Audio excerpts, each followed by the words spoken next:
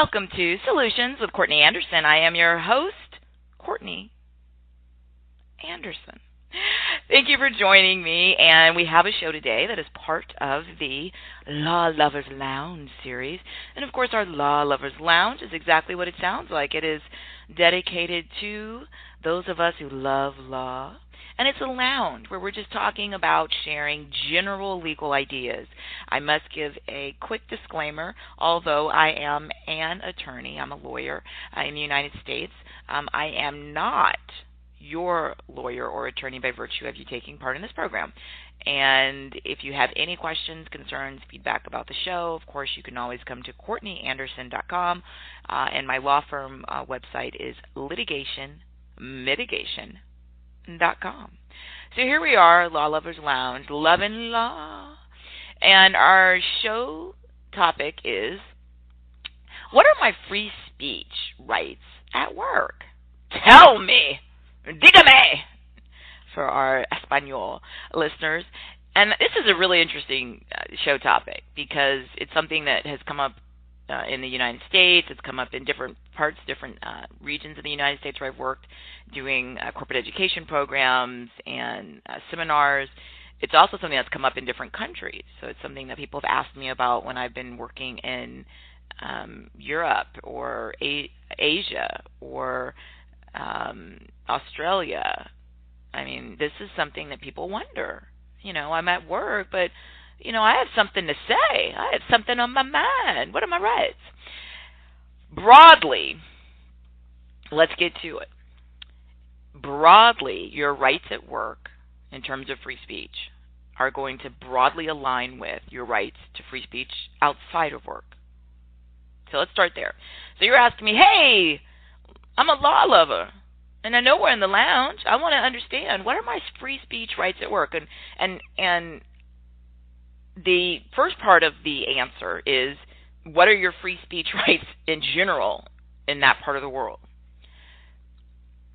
So that's going to be the starting point. And what do we mean by free speech? I mean, somewhat what it looks like.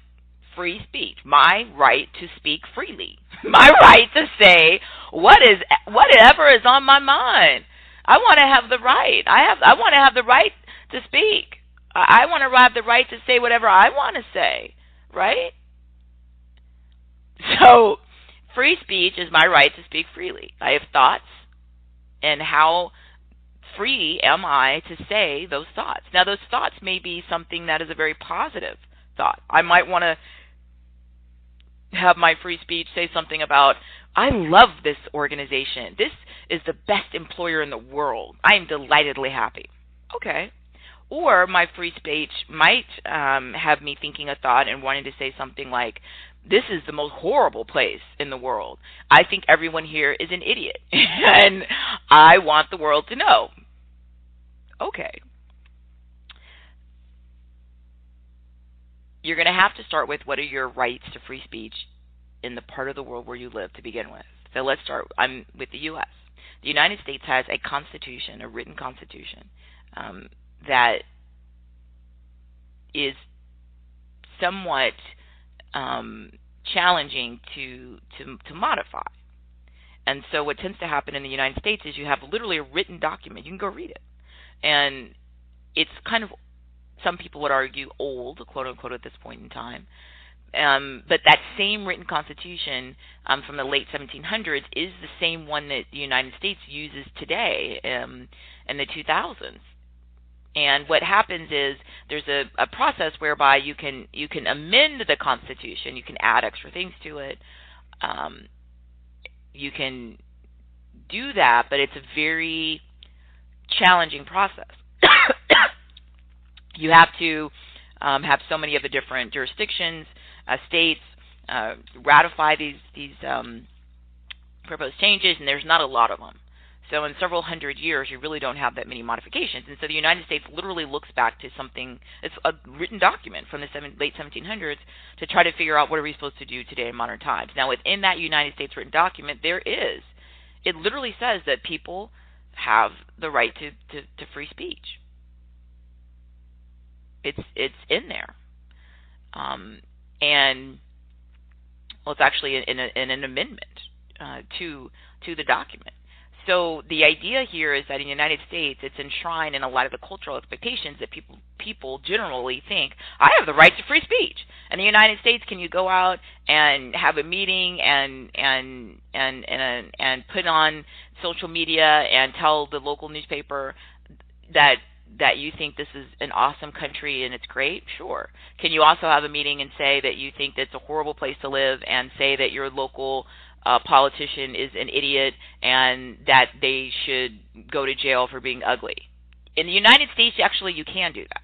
In the United States, can you have a march where you say that different types of people, maybe based on the way they look or some other attribute, that you have a whole group and you want to have a march and have signs and go around saying that group of people is horrible and they should all, be put in jail or be forced to leave the country? You can do that because you have a television show in the United States or a radio program or a podcast or a website where you sit around and just chit-chat and have nothing but discussions about how horrible and stupid and evil and dumb people are. Yes, you can. The United States has comparatively to many other parts of the world, a very broad idea. The idea is that you can say pretty much what's on your mind with a few caveats. You can't say something that can put people in immediate danger. So, for instance, there's this idea from our courts here that you can't scream or yell fire, right? So you can't walk into a crowded theater. So let's say it's a movie theater, people are all sitting in their seats, and it's packed, right? Every single seat is taken, people are in there getting ready to watch the movie, and then you run in there and scream, fire, fire, and it's on fire! Well, if you do that and you're lying, right, and then people start jumping up and rushing to the exits thinking, oh my gosh, you're about to die, that's too far because your speech has created an immediate risk of danger to life. So that's a line. In the United States, they continually have cases where we continue to ask questions. Can someone go out and burn a symbol of the nation, even if that's offensive to other people, like burn a flag? The answer actually is yes, you can. Can people go out and say horrible things about politicians and the government? They can, and there's entire industries where people have, shows and media, and this is exactly what they do. And in the United States, culturally, it's very expected. I have the right to say what I want to, right? I'm an American. I'm in America. Okay. Here's the thing, though. Even in a nation, and there's many other parts of the world that have similar free speech ideas that are in law and that are also in practice. So there's two parts to the question. First part is that your rights at work will somewhat align with your rights outside of work. Sort of what's the deal in your part of the world? Do people have some sort of legal right to free speech and say what's on your mind, to speak freely? And of course, free speech usually isn't challenged when it's something that you're saying is great, right? Like, I want to compliment my government. I want to say how wonderful and brilliant my local politician is. Usually that's not a problem. It's when you have speech that's contrary to either institutions, individuals in positions of power. That's sort of where free speech gets, becomes an issue. So, and again, in many parts of the world, the law does say that you can speak freely. Okay, great. As a second part of this analysis, though, I would ask, what's the cultural reality? In many parts of the world, including the U.S. in many instances, you'll have laws that say one thing, right? Laws are either words on a piece of paper, literally, or they might be a law that became part of the legal system simply just because of custom. So it was never actually written down on a piece of paper, but people have been doing it for so long that the courts and the legal system in that part of the world has just said, hey, it basically, we're going to treat this as if it was written down in law, because it's just sort of custom. And those are typically called common law, right? They just sort of come through practice. And it becomes law because the courts keep saying, yeah, that's the law. That's what we've all been doing all this time. The other laws that are written down on pieces of paper are called statutes. And so the idea there is, hey, it's written down. Usually a legislative body has drafted it, and now it's enshrined and it's written down. So it doesn't really matter how it became law, but that's part of it. What is it literally something that your legal system recognizes? The second part of that analysis is, what's the real life on the ground? Reality. So much of what we do in all of my programs and resources seminars, professional services is about being pragmatic, right? Dealing with the world as it is or how we understand it to be. So I can go all day long and scream and shout, hey, it's the law, right? But what do people really do? Like, what's really happening in real life? And those sometimes are the same thing. Sometimes what the law says is what people are actually doing. It's enforced, and people, believe that it's real, quote unquote, because they know that they in their lives can go out and do the thing that the paper says they can do or the courts say they can do, and there's no conflict. But in many instances, the law says one thing, but in real life, if you try to do that in that part of the world, the consequence will be very negative. So, for instance, in the United States, for about 100 years, in the United States, they had laws that had outlawed owning slaves and had specifically dealt with some of the issues. The overwhelming majority of slaves, people who were owned by other people in the United States, had been of African descent.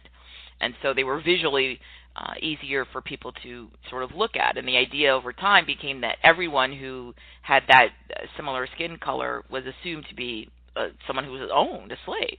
And so from in the 1860s to about the 1960s, the law said you weren't supposed to own people, you weren't supposed to have slaves, and you also were supposed to have equal treatment, right, of people who maybe used to be slaves or they were the descendants of slaves. That's what the law said on paper, but in real life that didn't happen everywhere. There are many parts of the nation where that was totally ignored, and people weren't treated equally at all, right? They weren't allowed to have equal opportunity for employment, housing, access to public services, voting, anything, even though the law said it.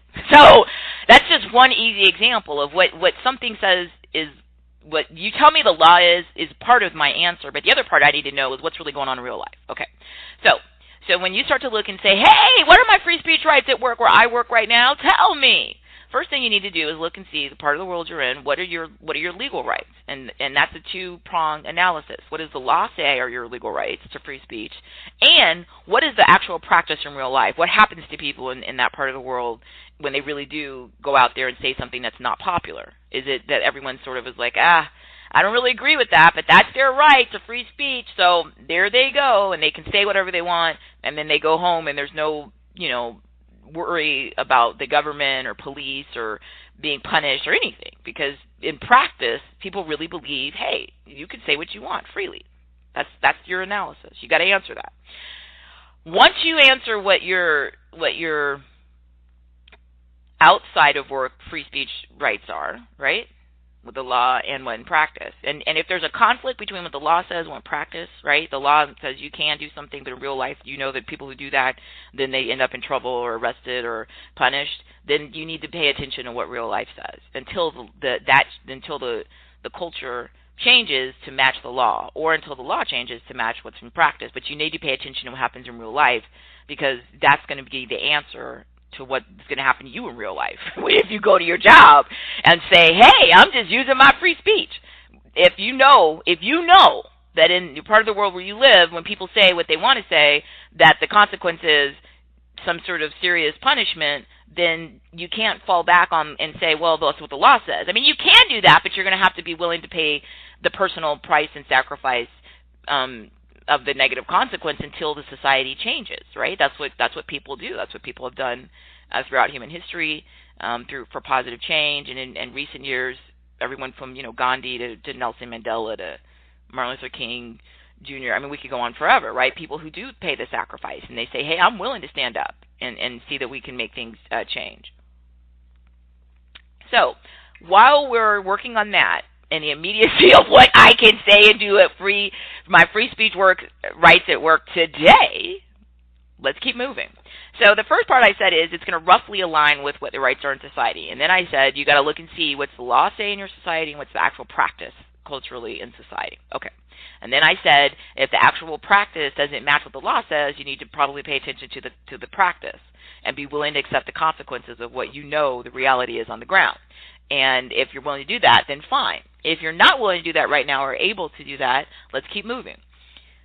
So I said broadly, your rights at work broadly align with your rights outside of work. Yet, here's an extra part of this. Here's an extra part. So let's go back to the easy example of the United States. Easy because it's the place where I'm an attorney, and it's an easy example. So the United States has this idea, where it's written down in law, that you have your constitutional right to free speech. It's absolutely written down. And in practice, in the society, people actually do, in general, believe that. And so for people who have not come to the United States, if you do, it sometimes is shocking to people to hear what goes on in the United States on media, radio, television, books, websites. People are very vocal in the United States. They don't hold anything back about their opinion, because in practice in the society, people believe that what's written down is real. And so people go out and say what they want and have marches and shows and programs and say horrible things about institutions and people, and unless you start to get to that line of where they're, yelling fire in a crowded room, and people, trample other people to death, where they create some sort of a physical imminent threat and danger. Absent that, people say and do all kind of things in the United States. And again, when you come from other parts of the world and see it, sometimes people are shocked. And I won't go into detail, but we had this on a global news scale. In the last couple of years, there have been many instances where media in other countries have seen what someone said or did in the United States, an individual, not the government, but an individual said or did something about a group of people or whatever. And people in other countries have gotten very upset and said, well, how could someone say and do that? How could someone say and do something about this group of people? And then they become very angry and protested and said, well, the government in the United States, has to pay for this, because how could they let this happen? But what that's been is a big gap in understanding. In the United States, because of this free speech, that it's in law, but it's also in practice, the government doesn't have the ability to control what people say and do individually. In many instances. And so it's shocking, again, to someone from a different system, where you wouldn't go and say something or put it on the media or put it on the internet or put it on a television show or write a book about it in many countries, because if you did that, the government, first of all, you couldn't do it. The government wouldn't allow you access to those distribution points, and if you did do it, you would immediately be arrested, and it would be, you'd be punished. In the United States, it's not like that. So in the United States, you'll hear people say and do all kind of things that are horribly offensive. I know for me personally, I've heard, and it's common here. It's a daily thing where people have programs and media where they say and do all kinds of things that I personally am offended by. But I understand in the culture that's what everybody has the right to do. So if I hear and see that, I don't think, oh, America's letting that happen. I realize that's what those people are saying and doing. But the American legal system doesn't allow anybody to come in and stop them from doing that. And again, that's just been a cultural, global, recent event, because we have internet access, right? So we can all log on pretty much to some degree and see what other people in other parts of the world are saying and doing, which is really cool and exciting. But it also does lead to some of these misunderstandings where people have different systems and they don't quite understand how the different systems operate in real life. So again, in America, it's very, comparative to some places, very free. And people can say and do what they want to. The government can't stop you from doing it. They don't have the right to do so.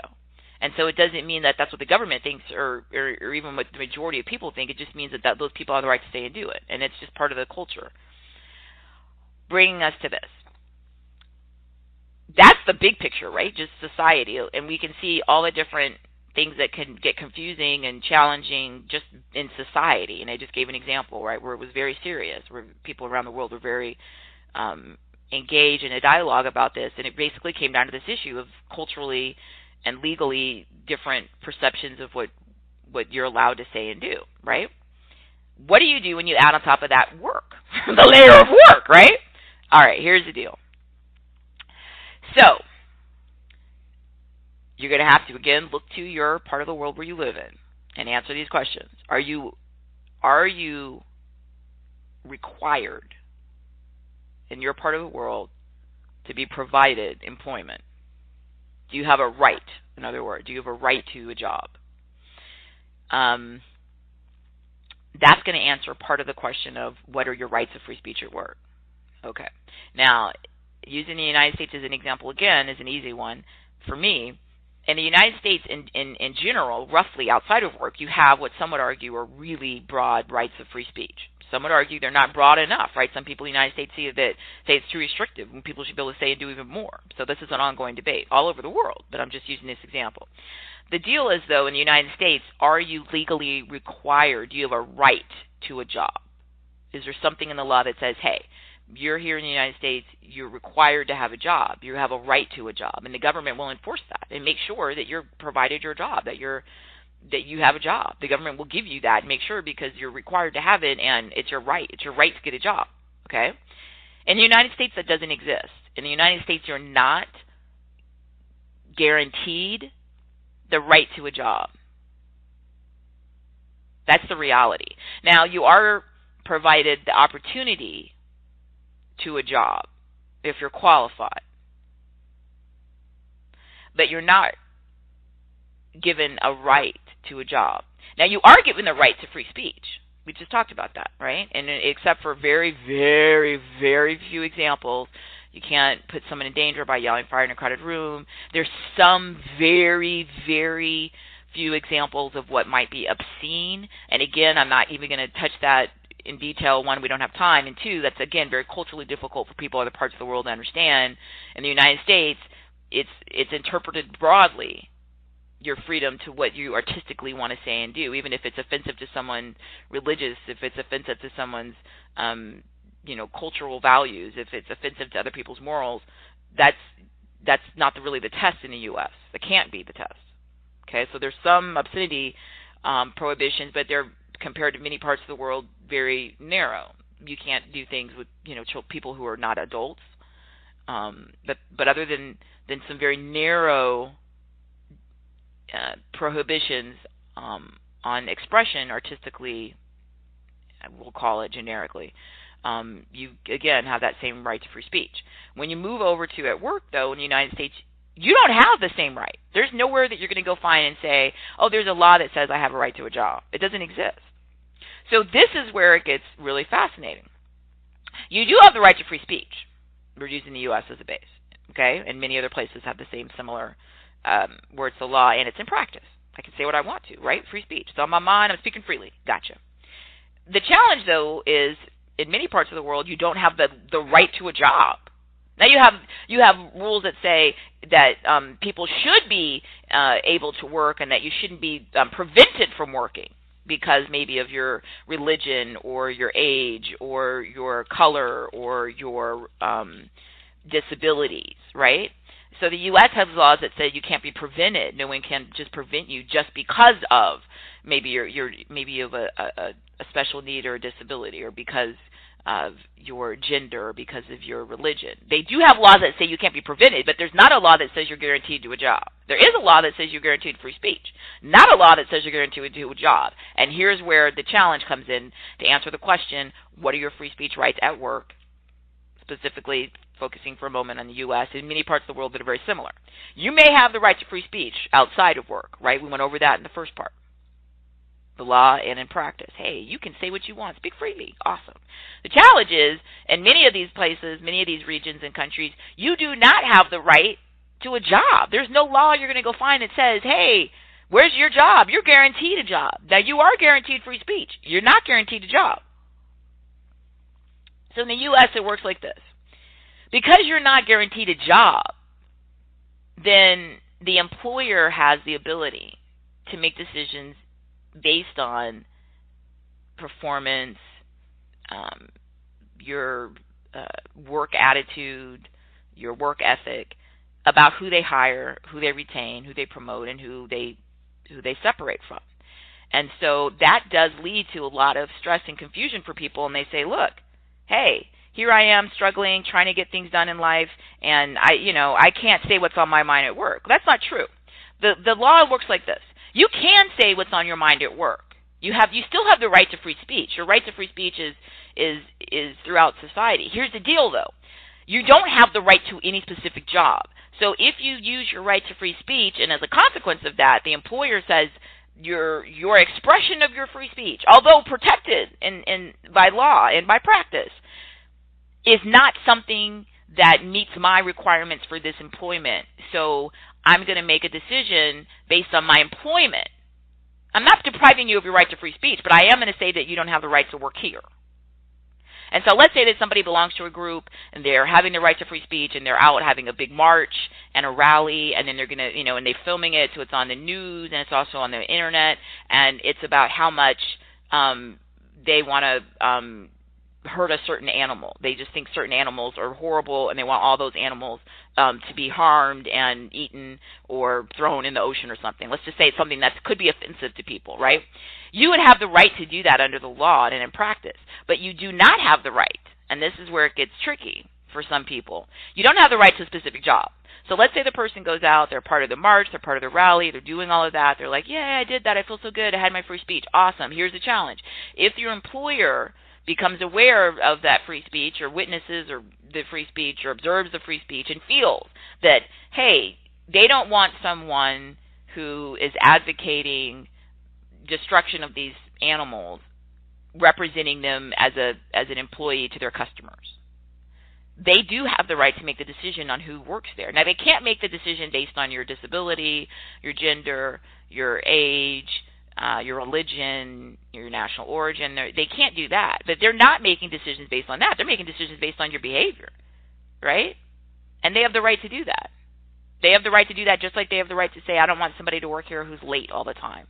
I don't want somebody to work here who yells and screams at my customers and calls them bad words. I don't want somebody to work here who doesn't have appropriate hygiene, maybe who isn't clean. They have the right to do those things. So they do have the right then to say, it's not that I'm infringing on your free speech, but just like I have the right to tell you what time to come here, what kind of uniform to wear, how to speak to my customers, how to behave professionally, and what I believe is right for my business is the same way that I have the right to decide that someone who is engaging in behavior that I think is inappropriate for my customers, even if you're not doing it during work hours, right, you're doing it off work, it still could impact, if the customer is aware of that, that could impact the business. Now, if you're doing it at work, let's answer this really clearly. Do you have the right to free speech rights while you're at work? In general, in your society, let's say we're still in the U.S., you do. You don't have the right to free speech, though, in that work environment, because in the work environment in the U.S., if you're not working for the government, right, if you're working for the private sector, the employer then is going to make the decisions, right? So you're not guaranteed the job. It's not a right at all. It's a privilege, sometimes they'll say, right? So when you go to work, it's not that you don't have your rights that you have in society, but what it is if you're deciding that you want to volunteer to be in this voluntary relationship, then you're going to go ahead and accept that the employer is going to control many things, what you wear, right? Do you wear a uniform? What kind of attire you wear? What time you get there? How you speak to the customer? How you speak to each other? All these types of things. And so if you choose to engage in that voluntary relationship, then the employer has the right to dictate a lot of options. If you don't like those requirements, then you don't have to stay.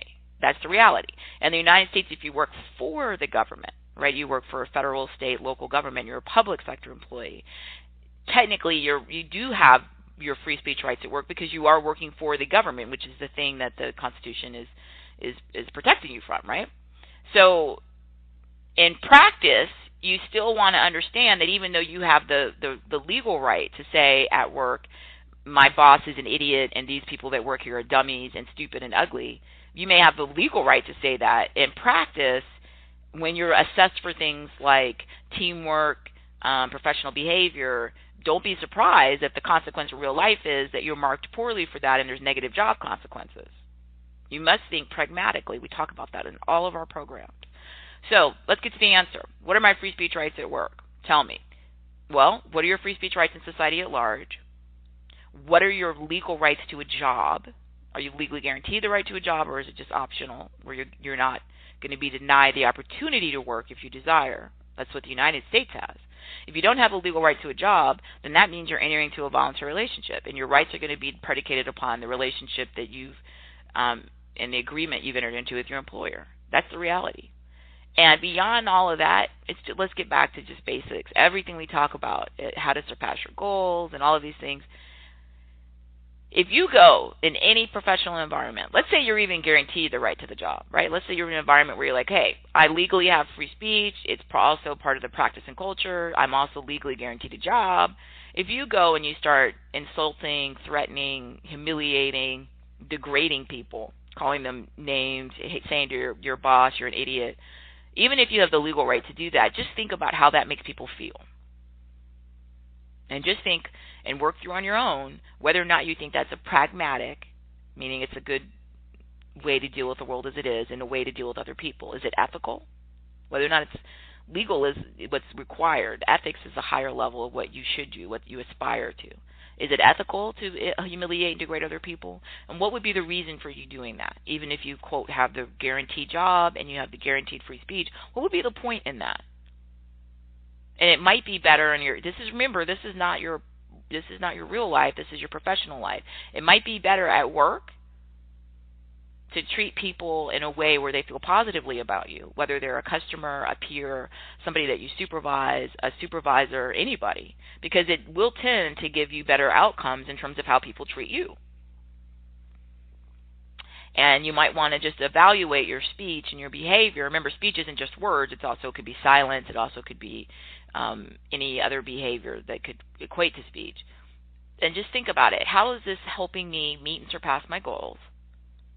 And what's the consequence of this? Not just for me, but for other people. And if you do that, I think you'll begin to make decisions where, irrespective of what your free speech rights are and what your legal rights to a job are, you're going to think it might behoove me, it might be an advantage for me to treat people the way I'd like to be treated, or to treat people the way they would like to be treated.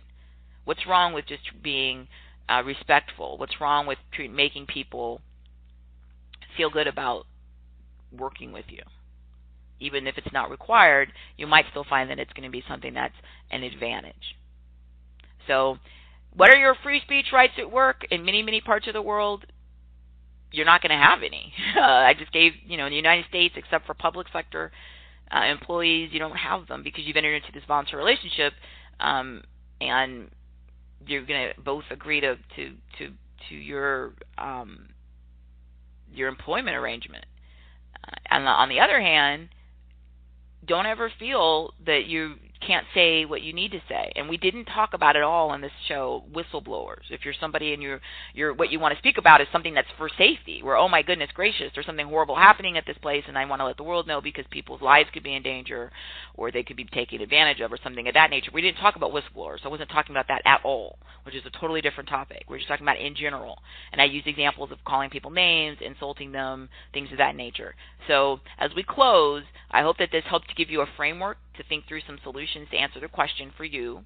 And I also argued, as much as I could, that irrespective of what your situation is legally, that you want to think about yourself as a professional.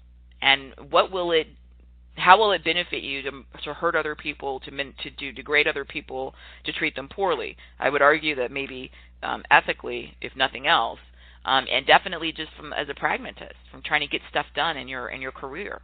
That you might want to think about using your language carefully and appropriately and strategically in the workplace, irrespective of your larger societal freedoms outside of your work and your private life to do whatever you want to do within whatever the confines of your law and custom is. So I thought this was a fascinating and interesting show. If you have any questions or concerns, you can always come to CourtneyAnderson.com, and of course we have a wealth of information at the law firm website, which is litigationmitigation.com. Thank you for joining me.